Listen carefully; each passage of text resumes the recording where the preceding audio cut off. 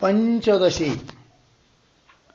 पंचदशी ग्रंथ में ध्यानदीप प्रकरण, और इस ध्यानदीप प्रकरण में आज श्लोक नंबर है 74। ठीक, श्लोक की अवतरणिका को देखिए।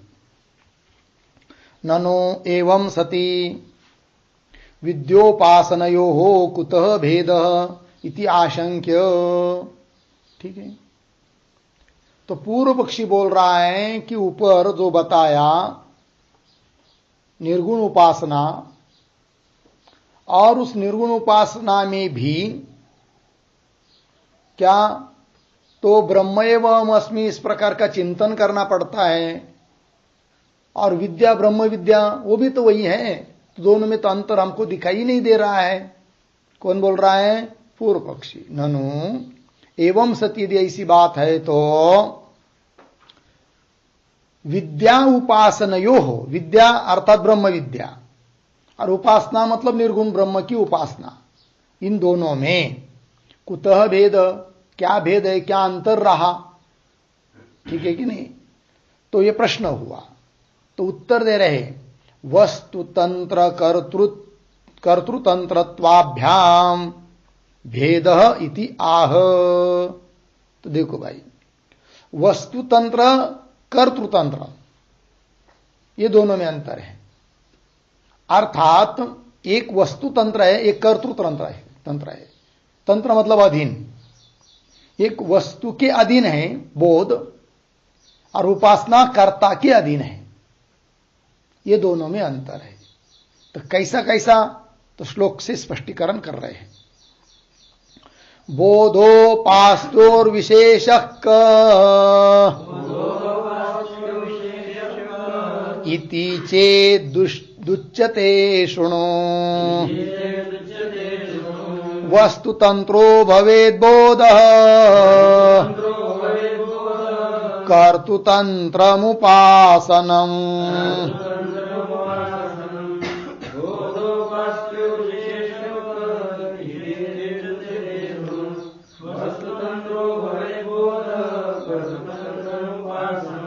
बोध उपास्त्योः विशेषः कः इति चेत् उच्यते शृणु। वस्तुतंत्रः भवेत् बोधः कर्तृतंत्रम् उपासनम्।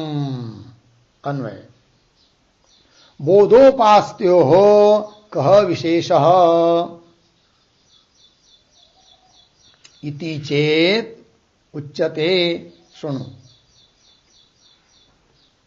नीचे वस्तुतंत्र बोध भवेत्, वस्तुतंत्र बोध, ऐसा करिए, वस्तुतंत्र बोध कर्तृतंत्रम उपासनम भवेत्।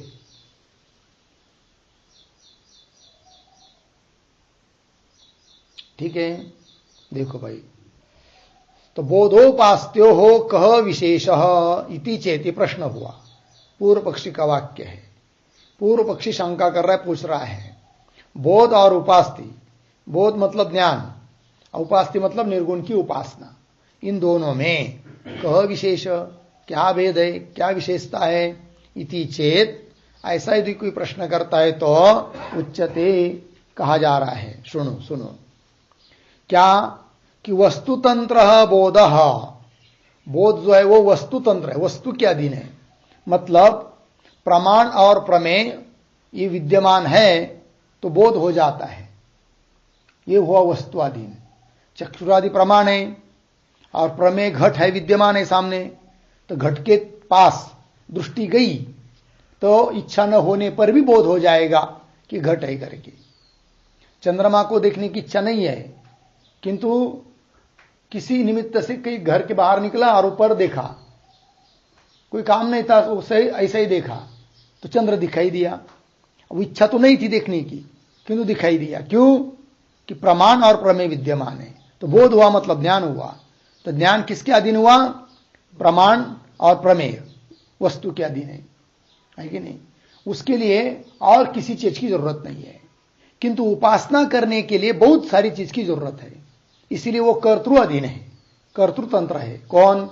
उपासना। तो देखिए, तो वस्तुतंत्र बोध, कर्तृतंत्र उपासना है कि नहीं। उपासना एक कर्तृतंत्र है। मतलब क्या, उपासना करने के लिए क्या क्या लगता है? विधि। एक पहली बात, विधि मतलब विधान चाहिए, वेद ने विधान किया हुआ ना चाहिए कि ऐसे ऐसी उपासना करो, विधि वाक्य की जरूरत है, एक बात। दूसरी बात, उपासना करने वाला जो पुरुष, उस पुरुष की इच्छा चाहिए। विधान तो है किंतु उपासना करने की इच्छा नहीं है, तो भी उपासना नहीं हो सकती है, इच्छा भी चाहिए, दूसरी बात हुई। और मन तो इधर उधर दौड़ता है, मन को खींच खींच के लाना पड़ता है, इसका मतलब आग्रह चाहिए, आग्रह विशेष हट्ट। तीसरी बात हुई, उपासना करने के लिए विधि चाहिए, करने की इच्छा चाहिए और आग्रह चाहिए, और विश्वास चाहिए। विश्वास मतलब श्रद्धा उन विधि वाक्यों के प्रति। और मैं ऐसी उपासना करूंगा, है तो पत्थर किंतु शालिग्राम समझकर उपासना कर रहे हैं, तो ये उपासना करूंगा तो मुझे इष्ट फल की प्राप्ति होगी, क्योंकि वेद ने बताया है। इस प्रकार सभी बातों पर विश्वास चाहिए। ये सब चीजें रहेगी तब होती है क्या? उपासना। और ज्ञान होने के लिए जरूरत नहीं है श्रद्धा की, विश्वास की, हट्ट की, है कि नहीं। और पुरुष की इच्छा की भी जरूरत नहीं है, इच्छा न होने पर भी वस्तु सामने आ जाती है तो ज्ञान हो जाता है, ठीक है। और विधान भी नहीं है, क्या क्या ऐसा थोड़ी है कि विधान रहेगा, हाँ सामने घट है तो उसका दर्शन करो, ऐसा विधान चाहिए तभी ज्ञान होगा, ऐसी बात नहीं है। मतलब दोनों में अंतर हुआ। तो दोनों में क्या अंतर हुआ? बोध में, बोध कैसा किसके अधीन है? प्रमाण प्रमेय के अधीन है, इसको कहते वस्तु तंत्र है बोध।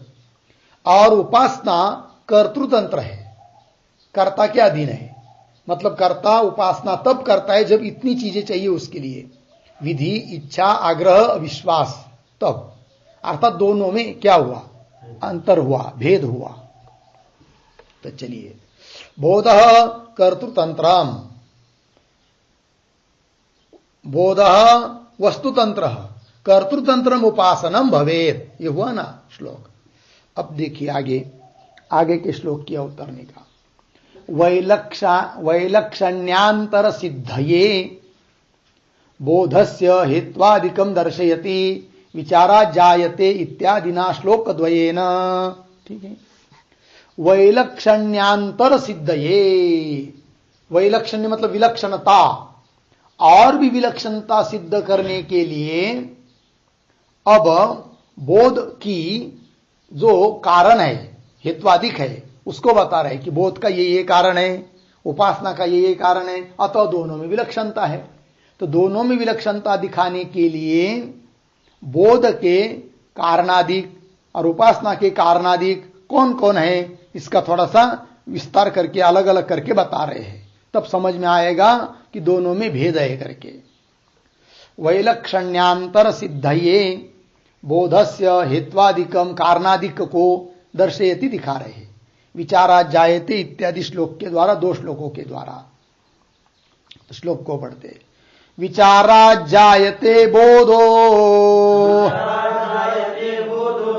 निच्छायम न निवर्तये सोत्पत्ति मात्रात् संसारे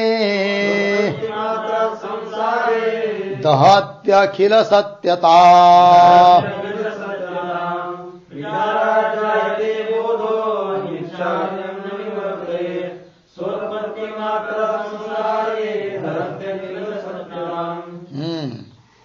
तो विचारात जायते बोध, अनिच्छा यम न निवर्तयेत, सोत्पत्ति मात्रात् संसारे दहति अखिल सत्यताम। अन्वय, विचारात बोध जायते यम अनिच्छा न निवर्तयेत, यम अनिच्छा न निवर्तयेत। नीचे, सोत्पत्ति मात्रात् संसारे अखिल सत्यताम दहती। अखिल सत्यताम दहति। ठीक है। अर्थ विचारात बोध जायते, विचार से बोध उत्पन्न होता है। ठीक है। विचारात बोध जायते। और यम अनिच्छा न निवर्तयेत, यम यम बोधम, उस बोध को अनिच्छा निवृत्त नहीं करती है। मतलब ऐसी बात नहीं है कि इच्छा नहीं है तो बोध नहीं होगा, इच्छा होगी तो बोध होगा, ये बात नहीं है। अनिच्छा यम न निवर्तयेत। समझ लीजिए इच्छा नहीं है चंद्र को देखने की, तो भी वो अनिच्छा उसको निवृत्त नहीं कर सकती है। बाहर गए, ऐसा ही कुछ ध्यान में नहीं रहा, ऊपर की ओर देखा तो चंद्र दिखाई देगा ही, तो ज्ञान होगा ही करके। ठीक है। तो अनिच्छा यम न निवर्तयेत, ये बात। फिर क्या करता है वो बोध? तो कर रहे सोत्पत्ति मात्रा, स्व स्व मतलब बोध, बोध उत्पन्न होने मात्र से ही अखिल सत्यताम दहती, जगत में जो सत्यत्व बुद्धि है उस सत्यत्व बुद्धि को नष्ट कर देता है, दहन कर देता है। कौन? बोध। ठीक है। चलिए टीका। विचारात इति, विचारात प्रतीक है, उसका अर्थ कर रहे हैं वस्तु तत्व विचारात, वस्तु के तत्व का, वस्तु के स्वरूप का विचार करने से। ठीक है ना। जैसे कोई भी वस्तु घटा दी या इधर ब्रह्म वस्तु, उसका महावाक्यादिकों के द्वारा गुरुमुख से श्रवण करके उसका विचार करने से, है कि नहीं, वस्तु तत्व विचारात बोध जायते, बोध उत्पन्न होता है, ज्ञान उत्पन्न होता है। ठीक है। किंच, और क्या भाई? तो विचारात जायमानम, यम यम प्रतीक है, यम का अर्थ कर रहे बोधम। ठीक है। तो विचारात जायमानम यम बोधम, विचार से उत्पन्न होने वाले यम को अर्थात बोध को अनिच्छा, अनिच्छा प्रतीक है, उसका अर्थ कर रहे हैं बोध मा भूत इति एवं रूपा अनिच्छा, ये अनिच्छा का स्वरूप। अब मुझे बोध नहीं होना चाहिए, अमुक चीज का ज्ञान नहीं होना चाहिए, इस प्रकार की अनिच्छा। बोध मा भूत इति एवं रूपा न निवर्तयेत, उस बोध को निवृत्त नहीं कर सकती, हटा नहीं सकती, नष्ट नहीं कर सकती है। ठीक है। न निवर्तयेत, न निवर्तयेत का अर्थ कर रहे हैं न निवारयेत, निवृत्त नहीं करती है। आगे उत्पद्यमान च बोधः, और उत्पन्न होने वाला ऐसा जो बोध वह स्वजन्म मात्रात, है कि नहीं, वो बोध उत्पन्न होने मात्र से ही स्वजन्म मात्रात संसारे अखिलस्य प्रपंचस्य सत्यताम दहति, संसार में जो भी सत्य बुद्धि विद्यमान है उस सत्य बुद्धि का नाश कर देता है। कौन? बोध। अखिलस्य प्रपंचस्य, अखिल प्रपंच समस्त प्रपंच, प्रपंचस्य सत्यताम दहति, दहति का अर्थ कर दिया नाशयति। लग गया अर्थ जी? तो बोध का कारण हुआ कौन? विचार हो गया, और कार्य हुआ सत्यता का दहन। विचार से बोध उत्पन्न होता है और संसार में जो सत्यता विद्यमान है उसका नाश कर देता है, और ऐसा बोध कि जिसको अनिच्छा भी निवृत्त नहीं करती है। इस प्रकार का होता है बोध अर्थात ज्ञान। आगे चलिए, आगे का श्लोक। तावता कृतकृत्य सन् नित्य तृप्तिमुपागतः जीवन मुक्ति मनुप्राप्य प्रारब्ध क्षयमीक्षते।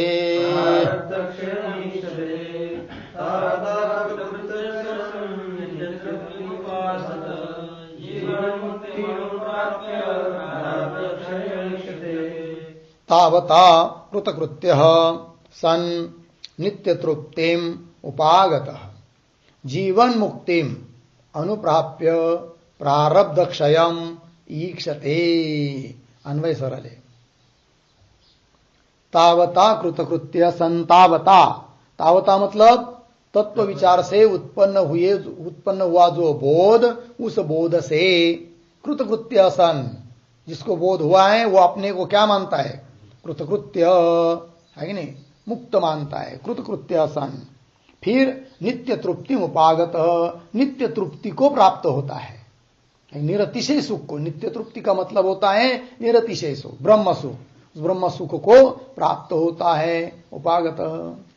और जीवन मुक्ति अनुप्राप्य, जीवन मुक्ति को प्राप्त होकर है कि नहीं, जीते जी मुक्ति को प्राप्त होकर प्रारब्ध क्षयम ईक्षते है कि नहीं। और प्रारब्ध का धीरे धीरे भोग हो जाता, भोग होकर प्रारब्ध समाप्त हो जाता है। और प्रारब्ध निमित्त है तब तक यह शरीर रहता है, प्रारब्ध समाप्त हुआ तो विधेय मोक्ष को प्राप्त हो जाता है। ऐसा ये बोध का सामर्थ्य है। जीवन मुक्ति अनुप्राप्य प्रारब्ध क्षयम ईक्षते, लग गया अर्थ, अन्वय। अब अर्थ देखिए नीचे टीका। तावता, तावता प्रतीक है। तावता का अर्थ कर रहे हैं तत्व, तावता, हाँ, तत्व ज्ञानोत्पत्ति मात्रेण, केवल तत्व ज्ञान उत्पन्न होने मात्र से ही निरतिशयम सुखम प्राप्नोति, निरतिशय सुख को प्राप्त होता है। ये बात बताया। नित्य तृप्ति उपागत, निरतिशय सुख को प्राप्त होता है, मोक्ष सुख को प्राप्त होता है, ब्रह्म भाव को प्राप्त होता है इत्यर्थ। ठीक, आगे। उपासनाया च बोधात वैलक्षण्यान्तर सिद्धये तद्दर्शयते। ठीक है, अब ऊपर तो बोध का वैशिष्ट्य बताया 2 श्लोकों से। अब वह बोध उपासना से भिन्न है, अर्थात उपासना से भिन्न लक्षण वाला है। इस बात को दिखाने के लिए अब उस उपासना के बारे में बता रहे हैं कौन, ग्रंथकार। देखिए, उपासनाया च बोधाद वैलक्षण्यान्तर सिद्धये, बोध से विलक्षणता उस उपासना में है, इस बात को सिद्ध करने के लिए तद्दर्शयति, तद्दर्शयति उपासनाम दर्शयति, उपासना को दिखा रहे हैं ग्रंथकार। ठीक है। आप्तोपदेशम विश्वस्य श्रद्धालुरविचारयन् चिन्तयेत् प्रत्ययैरन्यैः अनन्तरितवृत्तिभिः।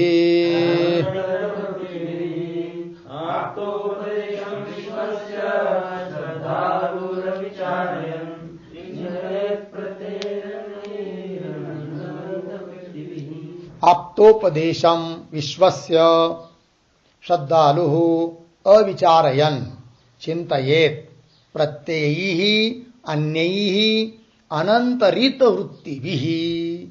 अन्वय। श्रद्धालुः आप्तोपदेशम विश्वस्य अविचारयन् अन्यैः प्रत्ययैः अनंतरित वृत्तिभिः चिंतयेत्, ये उपासना हुई। देखो भाई अर्थ। आप्तोपदेश, श्रद्धालु, श्रद्धा है जिसकी, ऐसा पुरुष, श्रद्धालु पुरुष क्या करे, श्रद्धा रखने वाला पुरुष। तो आप्तोपदेशम, आप्त पुरुष के द्वारा है कि नहीं, आप्तस्तु यथार्थ वक्ता, यथार्थ बोलने वाला जो पुरुष है, सच्चा बोलने वाला जो पुरुष है, गुरु, उस आप्त कहते गुरु को। तो आप्तोपदेश, गुरु का उपदेश सुनकर क्या करें, आप्तोपदेशम, उस आप्तोपदेश के ऊपर विश्वस्य, विश्वास करके, अत्यंत विश्वास रखकर, अविचारेन, उसमें फिर ज्यादा कोई विचार न करता हुआ ही क्या करे, उपासना करे। क्योंकि उस उपासना में करने के लिए उपदेश किया तो उस पर विश्वास रखकर उपासना करनी चाहिए, उसका विचार नहीं। जैसे उदाहरण शालिग्राम दिया और गुरु ने कह दिया, देखो भाई ये शालिग्राम है, ये भगवान विष्णु की मूर्ति है, इसको भगवान की विष्णु समझकर पूजा करो, बस बता दिया। उस आप्तोपदेश पर, गुरु ने किए हुए उपदेश पर श्रद्धा रखकर बस उसको विष्णु समझकर उपासना करनी चाहिए, कोई इस पर विचार नहीं करना है। और यदि विचार करते रहेंगे फिर उपासना नहीं होगी, क्योंकि वो विचार करेगा, अरे हमको तो कहा ये विष्णु, ये कहा विष्णु, ये तो पाषाण है, पत्थर है, तो फिर उपासना नहीं बन पाएगी। इसीलिए कह दिया अविचारयन, ज्यादा विचार न करके। नर्मदेश्वर दे दिया या ले आए, बस उसको भगवान शंकर रूप समझकर उपासना करते जाओ, क्योंकि नर्मदेश्वर का यह महात्म्य है। उसकी प्राण प्रतिष्ठा करने की जरूरत नहीं है, वो स्वयं सिद्ध भगवान शंकर जी का रूप है, महादेव का रूप होता है। ठीक है, नर्मदेश्वर, नर्मदे में, नर्मदा माता में मिलते पाषाण विशेष, उसको कहते नर्मदेश्वर, भगवान के रूप है वो। ठीक है, अब बताया ना शास्त्र ने, तो बस उपासना करते जाओ शंकर समझकर, उस पर विचार मत करो। और उस पर विचार करेंगे, नहीं नहीं ये क्या है, ये कहा शंकर है, ये तो पाषाण है, फिर उपासना कैसी होगी? नहीं होगी। वही देखिए, आप्तोपदेशम विश्वस्य अविचारयन, क्या कर रहे फिर? अन्यैहि प्रत्ययी अनंतरित वृत्ति भी चिंतित, ये उपासना है। उपासना का मतलब क्या होता है? उपास्य का जो स्वरूप, उस उपास्य स्वरूप के आकाराकार अपने चित्तवृत्ति का सतत प्रवाह, इसको कहते उपासना। और यह वृत्ति का जो प्रवाह है वो कैसा होना चाहिए? अन्य वृत्ति का बीच में व्यवधान नहीं होना चाहिए।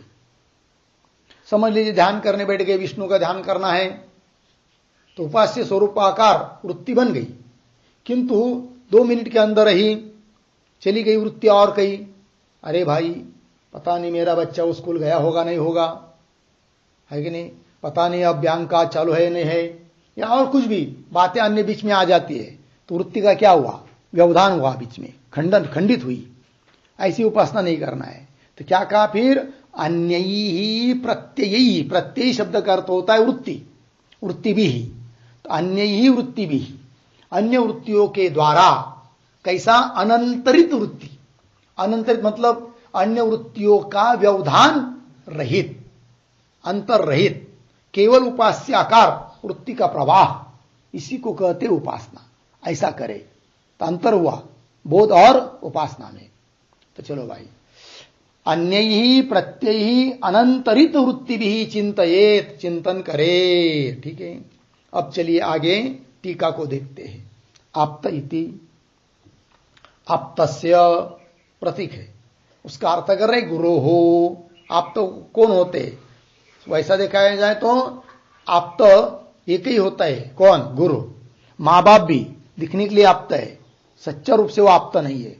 व्यवहार दृष्टि से भले उनको आप्त कह सकते हैं, क्योंकि वो भी क्या कर रहे हैं, हम लोगों को संसार में फंसाने का ही प्रयास करते हैं कि नहीं। मकान बांधने देते हैं, पढ़ाती भी है थोड़ा बहुत, और स्कूल में, फिर उसके बाद नौकरी करने के लिए कहते, व्यापार करने के लिए कहते, शादी करा देते हैं, तो फंसाना हुआ कि नहीं। तो आप्त कहाँ से हुई? आप्त एक ही है जो हमारा उद्धार कर देते हैं, और वो कौन है? गुरु। तो वही कहा आप्तस्य, उसका अर्थ कर दिया गुरु हो। उपदेशम, गुरु का उपदेश। कैसा उपदेश? उपास्य स्वरूप प्रतिपादक वाक्य जातम, ये उपदेश। उपास्य स्वरूप का प्रतिपादन करने वाले जितने भी वाक्य हैं, उन सभी वाक्यों का समूह, वो हुआ उपदेश। उस पर विश्वस्य, विश्वासम कृत्वा, विश्वस्य प्रतीक है, उसका अर्थ कर दिया विश्वासम कृत्वा, उन वाक्यों के ऊपर विश्वास करके।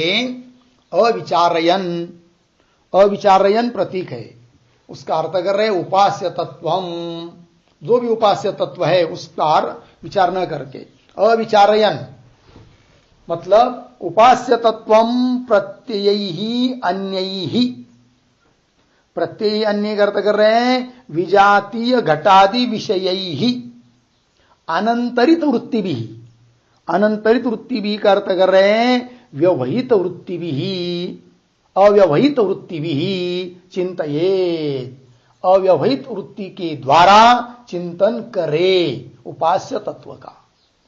देखिए पुनः, विश्वस्य का अर्थ कर दिया विश्वासम कृत्वा। अविचारयन, विचार न करता हुआ ही उपास्य तत्व को, उपास्य तत्वम चिंतित, ऐसा अन्वय। अविचारयन उपास्य तत्वम चिंतित, उपास्य तत्व का चिंतन करे। कैसा प्रकार क्या है उसका? तो बता रहे प्रत्यय ही अन्य ही, मतलब विजातीय घटादि विषय ही अनंतरित वृत्ति भी, विजातीय जो घटादि पदार्थ के आकाराकार वृत्ति, उस पदार्थों के आकार वृत्ति न होने देकर अन्य पदार्थ आकार वृत्ति होने नहीं देना है, केवल उपास्य तत्वाकार ही वृत्ति करना है। ये बात घटादिशि अनंतरित वृत्ति भी कर रहे, अव्यवहित वृत्ति भी, अव्यवहित व्यवधान रहित अन्य वृत्ति का जिसमें व्यवधान नहीं है, ऐसी वृत्ति के द्वारा अपने उपास्य तत्व का चिंतन करना, यही होती है उपासना। ठीक है, चलिए आगे के श्लोक के अवतरणी का कियंतम कालम चिंतयेत इति आशंक्याः। बोलेंगे ठीक है, अब हम चिंतन करेंगे, और आपने कहा कि अन्य वृत्ति का व्यवधान रहित सतत चिंतन करे, किंतु कितना काल चिंतन करे, कुछ मर्यादा होगी कि नहीं होगी? 2 दिन 4 दिन, 2 घंटा 4 घंटा, 10 दिन, महीना 4 महीना, कुछ तो बताइए। उस प्रश्न पूछ रहा है, कियंतम कालम चिंतयेत, कितना काल तक चिंतन करे, इति आशंक्य, ऐसी शंका करके आह उत्तर दे रहे ग्रंथकार श्लोक के माध्यम से। यावच्चिन्त्य स्वरूपत्वा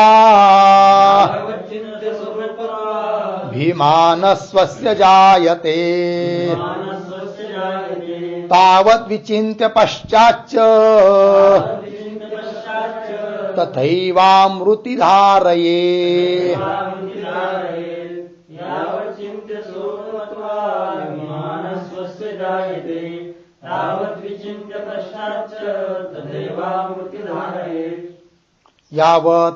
चिन्त्य स्वरूपत्वाभिमानः स्वस्य जायते तावत् विचिन्त्य पश्चात् तथा एव आमृतिम धारयेत्।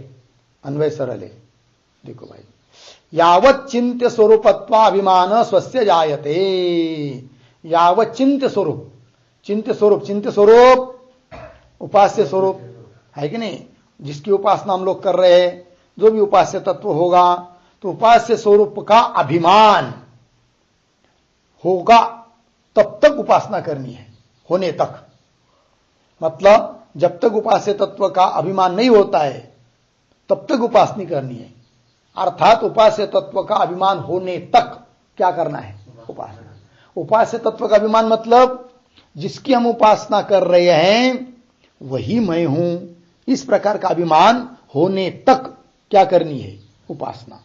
तो वही तो यावत् चिन्त्य स्वरूपत्वाभिमान स्वस्य जायते, स्वयं को हो जाता है, तावत तब तक विचिन्त्य चिंतन करके, फिर उसके बाद समझ लीजिए उपास्य तत्व का अभिमान हो गया कि मैं ही हूं करके, तो उसके बाद छोड़ देनी है कि उपासना नहीं, तब फिर क्या करना है, तो मरने तक उसी वृत्ति को धारण करके रखना है, ऐसी होती है उपासना। वही लिखा है, हुआ ना, तावत विचिन्त्य पश्चात, मतलब अभी अभिमान तो हो गया, फिर अभिमान होने के बाद मैं ही ब्रह्म हूं, या मैं ही नारायण हूं, मैं ही भगवान हूं, है कि नहीं, इस प्रकार का उपास्य तत्व जो भी जिसका होगा उसका अभिमान हुआ, तो अभिमान होने के बाद क्या छोड़ देना है कि उपासना नहीं, फिर पश्चात इस प्रकार का अभिमान होने के बाद तथा एव उसी प्रकार से आमृति धारयेत्। आमृति मतलब मरण पर्यंतम धारयेत्। आमृति शब्द का अर्थ क्या है, आमृति मतलब मरण पर्यंत, मरण आने तक उसी वृत्ति का धारण करे, लग गया अर्थ। चलिए, तो बोलेंगे ऐसा भी होता है क्या, जो उपासक जिस उपास्य की उपासना करता है उस उपास्य तत्व का अभिमान हो जाता है, ऐसा तो कोई दिखने को नहीं मिलता है। तो वो उत्तर दे रहे नहीं, ऐसी बात थोड़ी है, बहुत सारे उदाहरण इतिहास में हो चुके हैं, वेद में बताया है। अतः उपास्य तत्व का अभिमान होने तक उपासना करनी चाहिए। तो उपास्य तत्व का अभिमान किस प्रकार होता है, इस बात को समझाने के लिए दृष्टांत पूर्वक बता रहे हैं आगे के श्लोक में। आगे के श्लोक के अवतरणी का, उपासकस्य तद्रूपत्वाभिमानम उदाहरण प्रदर्शनेन स्पष्टीकरोति। मिला, उपासकस्य, उपासक को तद्रूपत्वाभिमान, तद्रूपत्वाभिमान उपास्य तत्वाभिमान, उपास्य तत्व का, उपास्य के रूप का, तत्व का, स्वरूप का अभिमान होता है, इस बात को उदाहरण के दिखाते हुए स्पष्टीकरण कर रहे है कि नहीं। उपासक को उपास्य तत्व का अभिमान किस प्रकार होता है, इस बात को उदाहरण देकर स्पष्टीकरण कर रहे हैं। ब्रह्मचारी भिक्षमाणो युतः संवर्ग विद्यया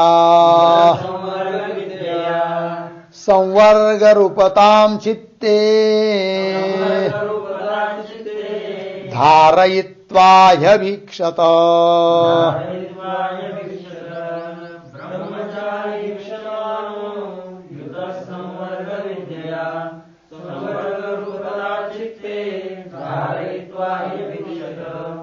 ब्रह्मचारी भिक्षमाणः युतः संवर्ग विद्यया संवर्ग रूपताम चित्ते धारयित्वा ही अभीक्षत।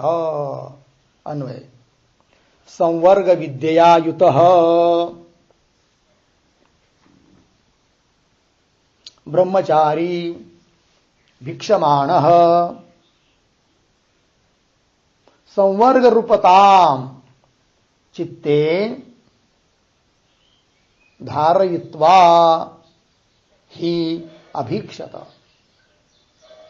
ठीक है, देखो भाई क्या, तो कोई ब्रह्मचारी था और वो उपासना कर रहा था किसकी? संवर्गत्व धर्म से विशिष्ट उपास्य तत्व की। संवर्गत्व धर्म क्या होता है? संवर्ग मतलब संवर्जन किंवा संग्रसन, अर्थात जो सबको निगल लेता है, खा लेता है ना, ऐसा धर्म है जिसका। ऐसा तत्व कौन तत्व है? वो वायु तत्व है। और वो वायु तत्व क्या करता है? बड़े बड़े को भी निगल लेता है। उदाहरण अग्नि को, ठीक है ना, हाँ, अग्नि को निगल लेता है। चार बताया इसे बड़े बड़े, अग्नि, सूर्य, चंद्र, जल, इन सबको अपने में निगल लेता है। ठीक है, ऐसा वो तत्व है, संवर्ग तत्व है। ठीक है ना, क्योंकि जब भी अग्नि बुझ जाता है तो कहां लीन होता है? वायु में ही लीन होता है। जब सूर्य अस्त होता है तब वायु में ही अस्त होता है, और जब चंद्र का अस्त होता है तो वायु में ही अस्त होता है। ठीक है, और जब जल सूख जाता है तो कहां चला जाता है? वायु में ही लीन होता है, भाप के रूप में, अर्थात वायु सबको निगल लेता है। तो ऐसा तत्व है संवर्ग धर्म, संवर्गत्व विशिष्ट तत्व, वायु रूप तत्व। ठीक है ना, और इधर वाणी, चक्षु, श्रोत्र और मन, ये चार है। और एक है कौन? प्राण। तो प्राण भी वायु का ही एक स्वरूप है। उस प्राण में ये सभी निगल जाते हैं, लीन हो जाते हैं, अर्थात सबको निगल लेता है, ग्रसन कर लेता है प्राण। कैसे? जब आदमी सुषुप्ति अवस्था में जाता है तो वाणी, चक्षु, श्रोत्र, मन, ये सब प्राण को ही प्राप्त होते हैं। अर्थात प्राण ने सबका क्या किया? संवर्जन किया या संग्रहण किया, निगल लिया। अर्थात प्राण तत्व, वायु तत्व कैसा हुआ? संवर्गत्व से युक्त हुआ। और ऐसे उस प्राण तत्व की उपासना कर रहा था कोई ब्रह्मचारी। और एक दिन क्या हुआ, कहीं भिक्षा मांगने के लिए गया। तो जहां भिक्षा मांगने के लिए गया वहां एक राजा था, अभिप्रतारिन, और कपि वंश में उत्पन्न हुआ दूसरा एक राजा कापेय। ये दो राजा तो भोजन आदि कर रहे थे। उनके पास गया ये ब्रह्मचारी उपासक भिक्षा मांगने के लिए। अब उन लोगों ने सोचा, अभिप्रतारिन और कापेय, इन्होंने कि चलो इसको थोड़ा भिक्षा नहीं देंगे, क्या कहता है देखते तो सही, ये ब्रह्मचारी क्या कहेगा। फिर जब भिक्षा नहीं दी इन लोगों ने, तब थोड़ी देर में वो बोला। कौन? वो भिक्षुक ब्रह्मचारी। फिर क्या बोला वो? तो श्रुति में आता है, छांदोग्य उपनिषद में, महात्मन चतुरो देव एक स जगार भुवनस्य गोपा। ठीक है, तम कापेय ना विपश्यन्ति मर्त्याः अभिप्रतारिन बहुधा वसंतम। ठीक है, यस्मै वा एतत् अन्नम तस्मै एतन् न दत्तम इति, ऐसा वो बोला। तब उसने कहा क्या कि जिस तत्व को कोई नहीं देखता है, जो सबको निगल लेता है, बहुत रूप से रहता है, उस तत्व को हे अभिप्रतारीन, हे कापेय, तुम नहीं समझे। ऐसे उस तत्व को कि जिसके लिए सब लोग अन्न पचाते हैं, उस तत्व को, उस मय तत्व को कि वो मैं ही हूं, ऐसे मुझको तुमने अन्न नहीं दिया, ये कहा। तो कहने का तात्पर्य, उन राजाओं ने भिक्षा किसको नहीं दी? ब्रह्मचारी को नहीं दी। किंतु वो ब्रह्मचारी ये नहीं सोच रहा है कि मैं ये कोई मानव हूं, मेरे को भिक्षा नहीं दी। वो स्वयं को क्या बोल रहा है? मैं ही वो उपास्य तत्व हूं, वायु रूप तत्व हूं, मैं हूं, और जिसके लिए सब लोग अन्न आदि पचाते हैं, उसको ही तुमने अन्न नहीं दिया। अर्थात उसको अभिमान हुआ था उपास्य तत्व का। तो उपास्य तत्व का अभिमान किस प्रकार होता है, इस बात को बताने के लिए सब कथा बताई है, और उसमें कुछ नहीं है। उस प्रकार निर्गुण ब्रह्म की उपासना तब तक करनी है जब तक मैं ब्रह्म हूं, इस प्रकार से उपास्य ब्रह्म तत्व का निश्चय अपने को नहीं होता है, तब तक उपासना करनी है। यही उपासना की अवधि है, इस बात को बताया। ठीक है, तो चलिए कह रहे, श्लोक का उच्चारण हुआ ना, अन्वय भी हुआ। तो संवर्ग विद्या युत, युत मतलब युक्त, संवर्ग विद्या से युक्त कोई ब्रह्मचारी भिक्षा मांग रहा था। ठीक है, फिर संवर्ग रूपताम चित्ते धारयित्वा, उस संवर्ग रूपता को ही अपने चित्त में धारण करके, अर्थात उसका अभिमान उसको हो गया, धारण करके ही अभिक्षत भिक्षा मांगी उन्होंने।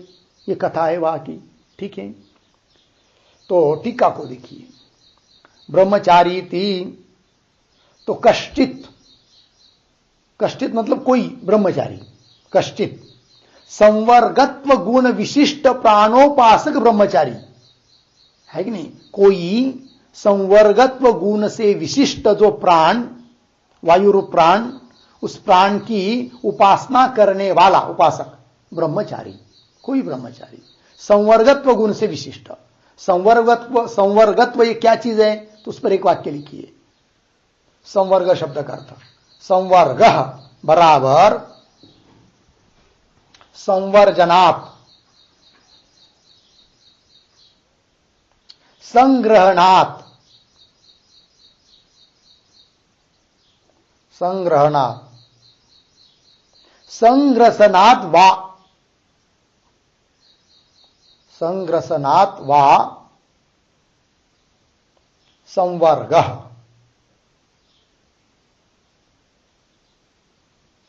संग्रसनात् वा संवर्ग। ठीक, तो संवर्जनात् का अर्थ कर दिया संग्रहणात्, तो फिर संवर्ग के दो अर्थ हुए, संग्रहणात्, संग्रसनात्। संग्रहण अर्थात अपने में ग्रहण करने वाला, किंवा अपने में निगल संग्रहण करने वाला। ठीक है ना, संग्रहणात् संग्रह करना, संग्रसन करना, ये दोनों अर्थ। संग्रहण अथवा संग्रसन ही संवर्ग है। और ऐसे संवर्ग गुण वाले दो है। कौन? एक तो देवताओं में वायु और वागादि इंद्रियों में प्राण, ये दो है। ऐसे संवर्ग गुण से विशिष्ट है वो प्राण रूप वायु, उसकी उपासना कर रहा था कोई ब्रह्मचारी। और उपासना करते करते उस तत्व का उसको क्या हुआ, मय के रूप में अभिमान हुआ। ठीक है, वो कथा है। तो देखिए टीका में, कश्चित संवर्गत्व गुण विशिष्ट प्राणोपासक ब्रह्मचारी क्या कर रहा था, भिक्षा आहारणार्थम आगत्य अभिप्रतारी नामनः राज्ञः पुरतः। ठीक है, भिक्षा आहारणार्थम, आहारणार्थम ग्रहीतुम, भिक्षा ग्रहण करने के लिए, लेने के लिए, आगत्य आकर, अभिप्रतारी नामनः राज्ञः पुरतः, अभिप्रतारी नाम के राजा के सामने, राज्ञः पुरतः क्या बोला, महात्मनः चतुरो देवः एक स जगार भुवनस्य गोपाः तम कापेय नाभिपश्यन्ति मर्त्याः अभिप्रतारिन बहुधा वसंतम। ये हुआ। इसके आगे एक वाक्य कुछ और छपना चाहिए था, श्रुति का वाक्य, वो नहीं छपा है। उसको पूरा करने के लिए आप लोग लिख सकते हैं। वसंतम के आगे क्या, यस्मै वा एतदन्नम, यस्मै वा एतदन्नम तस्मा एतन्न दत्तम, एतन्न दत्तम इति। हो गया ये मंत्र पूरा। ठीक, टीका में देखिए आगे, इति मंत्रेण, इस मंत्र के द्वारा स्वात्मन संवर्ग रूपत्वम चित्ते धृतम, इस मंत्र के द्वारा बताया गया ना, तो क्या बताया, स्वात्मन संवर्ग रूपत्वम, स्वात्मन मतलब अपना स्वरूप, संवर्ग ही अपना स्वरूप है, ऐसा उसने क्या किया, चित्त में भाव धारण किया। ठीक है ना, मैं कोई मनुष्य हूं, देह हूं, ये भूल गया और स्वयं को क्या समझने लगा, संवर्ग, संवर्ग रूप से विशिष्ट उपास्य तत्व। तो मंत्र ने स्वात्मन संवर्ग रूपत्वम मतलब उपास्य प्राण स्वरूपत्व चित्ते धृतम, चित्त में धारण करके पुनः प्रगटीकृतवान, प्रगट भी किया। इति छांदोग्ये श्रूयते, ऐसा छांदोग्य उपनिषद में सुनाई देता है। इस प्रकार उपासक को तब तक उपासना करनी चाहिए जब तक उपास्य तत्व का अभिमान मय के रूप में नहीं होता है। ठीक, तब तक उपासना करनी चाहिए। तो ये जो बीच में मंत्र दिया है ना टीका में, उस मंत्र को देखिए पुनः, महात्मन चतुर देव मिलाना, उसका अन्वय करेंगे। चतुर महात्मन स एक देव जगार,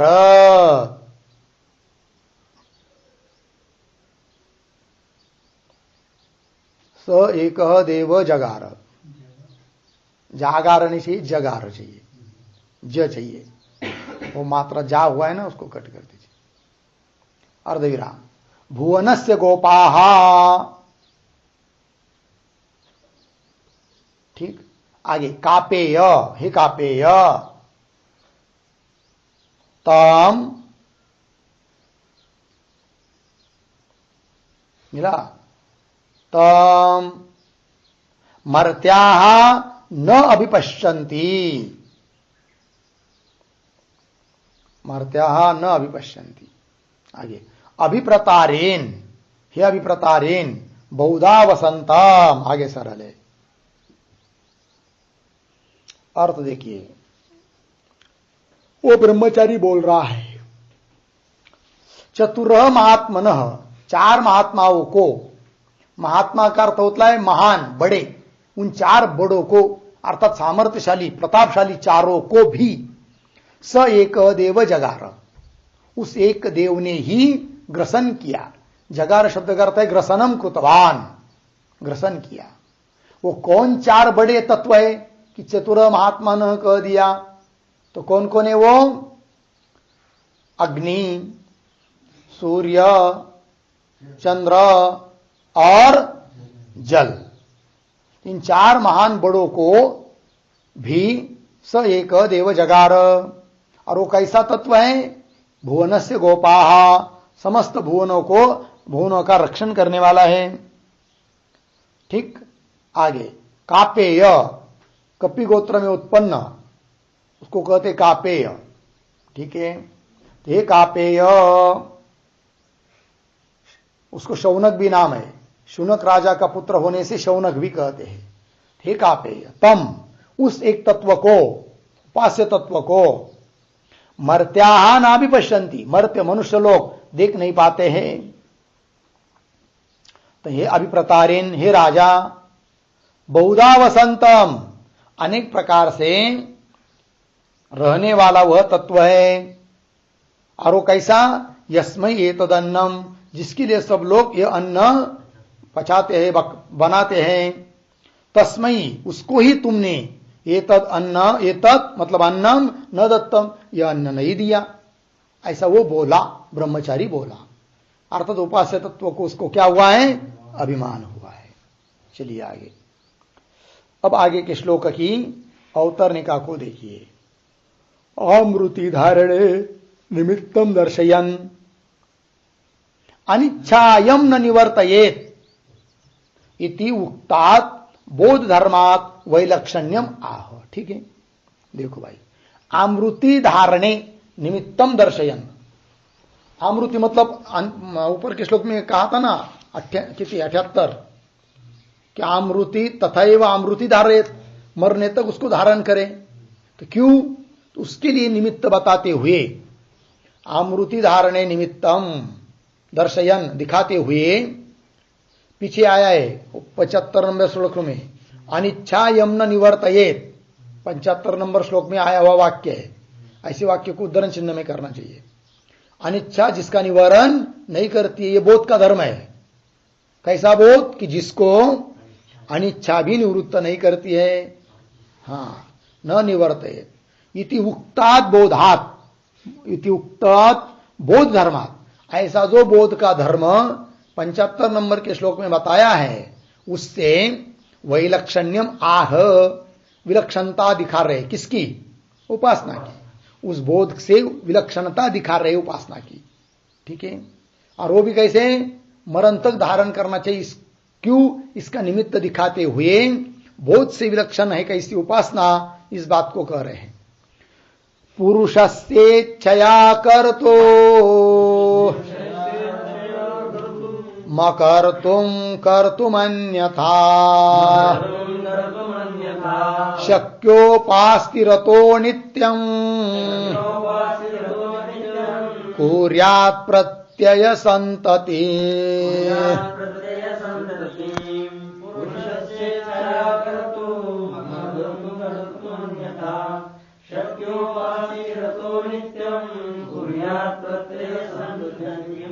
पुरुषस्य इच्छया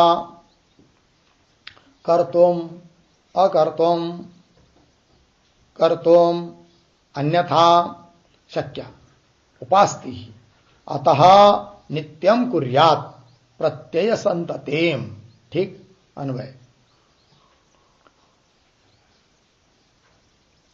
नीचे की पंक्ति में आया है उपास्ति ही, ऊपर पुरुषस्य इच्छया कर्तुम अकर्तुम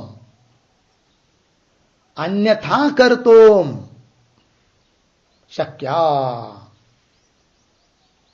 अतः प्रत्यय संततिम नित्यम कुर्यात्। ठीक है, देखो भाई अर्थ को। उपास्ति ही, उपास्ति मतलब उपासना। ठीक है, पुरुषस्य इच्छा, पुरुष की इच्छा के अनुसार कर्तुम शक्या अकर्तुम शक्या अन्यथा कर्तुम शक्या। ठीक है, उपासना ऐसी चीज है, पुरुष की इच्छा के अनुसार कर्तुम शक्या की भी जा सकती है, और पुरुष को उपासना करने की इच्छा नहीं हो तो अकर्तुम शक्या नहीं भी कर सकते हैं। ठीक है ना, सुबह 3 बजे उठकर स्नान आदि करके किसी की इच्छा हो तो उपासना कर भी सकता है कि नहीं, और किसी की इच्छा नहीं हो तो नहीं भी कर सकता है। क्यों? अन्यथा कर्तुम, अन्य प्रकार से भी कर सकता है। हो सकता है कोई महादेव की पिंड रखकर उसमें जल या दूध दही का अभिषेक करते हुए नमः शिवाय या रुद्र आदि का पाठ कर सकता है। कोई कर सकता है नहीं नहीं, हम महादेव के सामने बैठकर केवल आग बंद कर उनका चिंतन करेंगे। कोई कह सकता है नहीं नहीं, काकड़ा ही हमारा निधिध्यासन है, उसमें बैठकर ही हम भगवान का अपने स्वरूप का चिंतन करेंगे, निर्गुण निराकार का। मतलब अन्य अन्य प्रकार से भी किया जा सकता है। ठीक है ना, तो देखिए कर्तुम अकर्तुम अन्यथा कर्तुम शक्य है। अतः इसलिए प्रत्यय संततिम नित्यम कुर्यात्, इसलिए प्रत्यय संतति, प्रत्यय कहते वृत्ति प्रवाह, प्रत्यय मतलब वृत्ति, संतति मतलब प्रवाह। प्रत्यय संतति अर्थात अपने वृत्ति का प्रवाह, उपास्य के स्वरूपाकार वृत्ति का प्रवाह नित्यम कुर्यात्, हमेशा करता रहे, उपास्य का ही ध्यान करते रहे, यह मतलब हुआ। टीका को देखिए, पुरुषस्य इति उपास्ति ही, पुरुषस्य का अर्थ कर रहे हैं उपासकस्य इच्छया, उपासक की इच्छा के अनुसार कर्तुम अकर्तुम अन्यथा, अन्यथा का अर्थ कर रहे प्रकारांतरेण वा, अन्य प्रकार से भी कर्तुम शक्या। अतः इसलिए पुरुषस्य इच्छाधीनत्वात्, अब उपासना किसके अधीन है? पुरुष की इच्छा के अधीन है, अर्थात कर्तृ तंत्र है। पुरुषस्य इच्छाधीनत्वात् उपासनम सर्वदा कुर्यात्, पुरुष की इच्छा के अधीन होने से उपासना हमेशा सतत करनी चाहिए। ठीक है, आगे आगे के श्लोक क्या उतरने का। एवं सदा चिंतने किम भवति इति अत आह, तो पूर्व पक्षी बोल रहा है ठीक है, इस प्रकार का सदा चिंतन करेंगे, उपासना करेंगे, ब्रह्म है कि नहीं, उपास्याकार वृत्ति करेंगे तो उससे क्या होगा, तब कह रहे वेदाध्यायी ह्य प्रमत्तो धीते स्वप्ने धिवासतः जपिता तु जपत्येव तथा ध्यातापि वासये।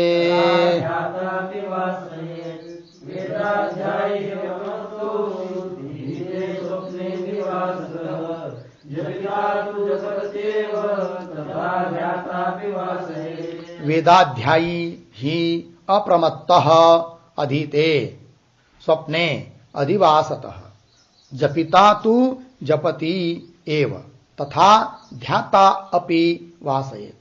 अन्वय अप्रमत्तः वेदाध्याये, नीचे जपिता अधिवासतः, तो स्वप्ने ही अधीते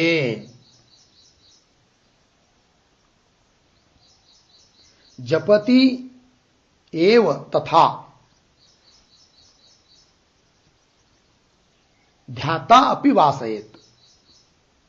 ठीक, अर्थ देखिए, दृष्टांत दिया दो, कौन कौन, एक वेद का अध्ययन करने वाला पुरुष का और एक जप करने वाले पुरुष का। तो क्या कर रहे हैं, कह रहे हैं कि अप्रमत्तः वेदाध्यायी, वेद का अध्ययन करने वाला वेदाध्यायी, उसका विशेषण है अप्रमत्त, मतलब हमेशा सावधान चित्त वाला, कभी प्रमाद होने नहीं देता है, गलती नहीं करता है। तो सावधान चित्त वाला जो वेद का अध्ययन करने वाला पुरुष है, बहुत वेद का अध्ययन करता है कि नहीं। फिर और जपिता, जप करने वाला भी कोई बहुत जप करता है, रात दिन हमेशा उसके हाथ में माला ही देखने को मिलती है, किसी के साथ बातचीत भी नहीं करता है, जप ही करता रहता है, तो हमेशा जप कर रहा है। अप्रमत्तः जपिता, अप्रमत्त का ये विशेषण दोनों तरफ, आप वेदाध्यायी जपिता। फिर क्या होता है दोनों को, अधिवासतः, अधिवासतः का मतलब उसके उनके हृदय में वो इसी पक्के संस्कार बन जाते हैं, वासना युक्त संस्कार बन जाते, बहुत दृढ़ संस्कार बन जाते हैं। और उससे क्या होता है, फिर कभी का स्वप्न पड़ा तो स्वप्न में भी वो वेद के मंत्र बोलने लग जाता है, ठीक है ना। अथवा जप करने वाला स्वप्न में भी जप करने लग जाता है, इतने उसके पक्के संस्कार हो जाते हैं, लग गया।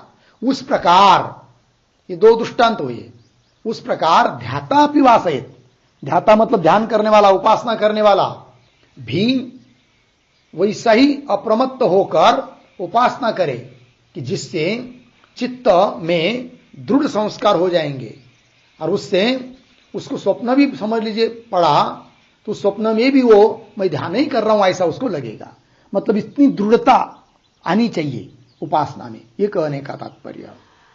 तो टीका को देखिए, वेदाध्यायी थी अप्रमत्तः, अप्रमत्त का अर्थ होता है सावधान चित्त, अप्रमत्त वेदाध्यायी, वेदाध्यायी का अर्थ कर रहे हैं सदा अध्ययनशील, हमेशा अध्ययन करने वाला, ठीक है ना। तो स्वप्न में भी पंक्तियां ही दिखती है, इसका अनुभव हमको भी थोड़ा बहुत हुआ भाई, है कि नहीं। दो ग्रंथ पढ़ते समय, एक वृत्ति प्रभाकर और एक बार न्याय सिद्धांत मुक्तावली। वृत्ति प्रभाकर पढ़ते समय भी वही पंक्ति स्वप्न पढ़ा तो भी वही दिखता था, ये पद देंगे तो यह अतिव्याप्ति नहीं होगी, ये पद देंगे तो इस अतिव्याप्ति का निवारण होगा, वो सब दिखता था रात दिन, और कुछ नहीं। और जब ये पढ़ता था न्याय सिद्धांत मुक्तावली, उस समय में भी यही सब ध्यान में आता था। स्वप्न पढ़ा भी तो उसी का पढ़ता था, समझ में आया। और कभी कभी ऐसे भी अनुभव हुआ है कि बहुत चिंतन करने पर भी पंक्ति लगी नहीं जागृत अवस्था में, फिर सो गए, स्वप्न पढ़ा तो वहां पर पंक्ति लग जाती है। ऐसा भी एक दो जगह अनुभव हुआ। आश्चर्य हो जाता है फिर कि ये कैसा होता है करके। तो चलो, वेदाध्ययी सदा अध्ययनशील, और जपिता का अर्थ कर रहे हैं सदा जपशील, हमेशा जप करने का स्वभाव बन गया है जिसका, ऐसा। अधिवासत प्रतीक है, उसका अर्थ कर रहे हैं दृढ़ वासनया, ये उसका अर्थ है। बहुत दृढ़ संस्कार हो जाने से, उस संस्कार से स्वप्नादिषु अध्ययनम जपम वा करोति, स्वप्नादिक में भी अध्ययन और जप करता है, ठीक है ना। इसलिए हमेशा जप करने वाला जो होता है उसका सुषुप्ति स्वप्न में भी जप चलता ही रहता है, क्योंकि वो संस्कार के बल से, ऐसा। एवं, ये तो दृष्टांत हुए। एवं उपासक भी क्या करे, वासना दार्ढ्यात, संस्कार की दृढ़ता करे, और दृढ़ता करने से स्वप्नादो अपि ध्यायित इत्यर्थ, स्वप्न में भी क्या करे, ध्यान करे, नहीं ध्यान हो जाता है, मतलब स्वप्न में भी मैं ध्यान कर रहा हूं, ऐसी भावना होने तक जागृत में ध्यान करे, ये उसका मतलब है। ठीक है जी, चलो हो गया, बस आगे का विचार कल करेंगे। ओम पूर्णमदः पूर्णमिदं पूर्णात् पूर्णमुदच्यते पूर्णस्य पूर्णमादाय पूर्णमेवावशिष्यते। ओम शांति शांति शांति।